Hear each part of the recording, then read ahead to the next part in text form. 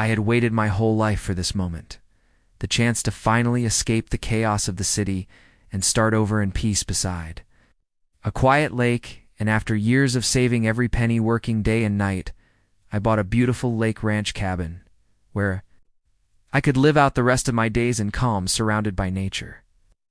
I imagined mornings with coffee by the water, evenings with the sound of birds, and total freedom from stress, but that dream shattered the moment I pulled into the driveway, because before I could even unlock my front door, a woman I had never seen came marching across the road, staring me down with pure hostility. She didn't greet me or welcome me. She demanded to know who I was and why I was there. I told her I was the new owner and this was my home, and instead of congratulating me, she scoffed and said people like me don't belong in this community. I tried to ignore her, thinking maybe she was just nosy, but within minutes I heard police sirens, and when I looked up, to patrol cars were pulling into my driveway, lights flashing, and suddenly I was being questioned on my own property as this woman stood smugly behind the officers, claiming I was a criminal trying to break into the cabin I had worked so hard to call my own. Paragraph 2, asterisk. I showed the officers my ID, the deed to the house, and the keys to every door, and after a tense few minutes they realized she had lied to them and that I truly owned the cabin. The police apologized and drove off, but the woman who called them didn't back down. Instead, she glared at me and said, "This isn't over around here. We protect our own, and people like you always get exposed." I didn't understand what she meant, but I soon found out that she was the president of the local HOA, and she used that position like a weapon.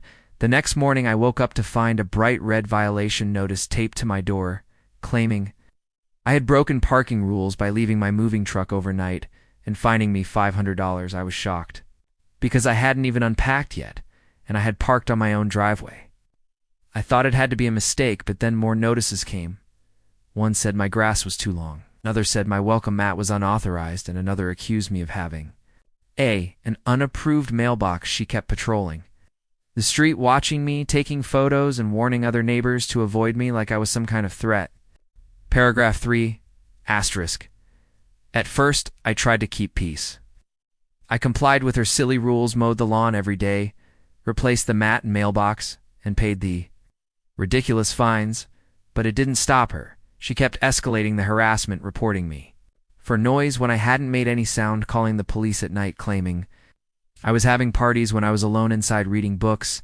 I started to feel unsafe in the home I had worked my whole life for, so I installed security cameras, and what I caught on video shocked me. She was sneaking onto my property late at night, pulling trash from my bins to make it look like I had violated rules, tampering with my mail, damaging my property, and worst of all, she was trying to scare me into leaving. I tried to talk to other neighbors, but most stayed silent and afraid. One older man finally whispered to me that she had done the same to others, new people or anyone different. She harassed until they gave up and sold their homes cheap and left the lake forever. I refused to back down and started documenting everything, every notice, every police call, every time she trespassed, and I dug deeper into the HOA records and found proof that she was stealing HOA funds, charging fake fees, using the money for personal vacations and home upgrades. I hired a lawyer.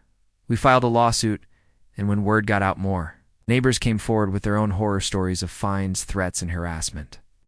The court case became the talk of the town, and when it finally began, she walked in acting innocent, crying on the stand, but the judge saw through it.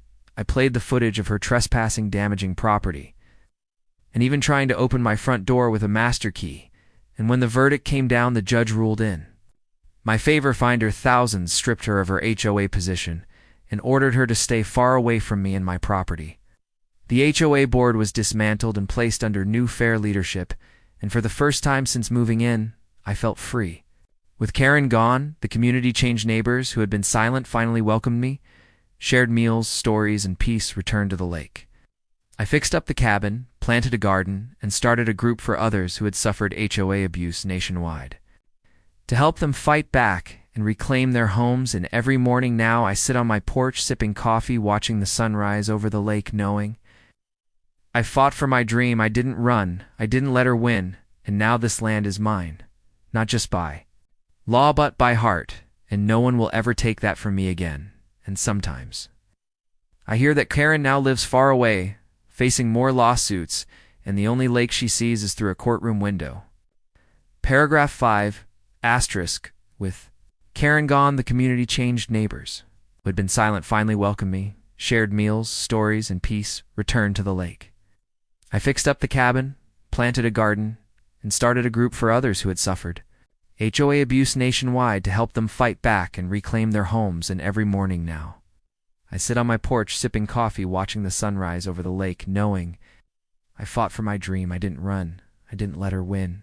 And now this land is mine, not just by law but by heart, and no one will ever take that from me again. And sometimes I hear that Karen now lives far away, facing more lawsuits, and the only lake she sees is through a courtroom window.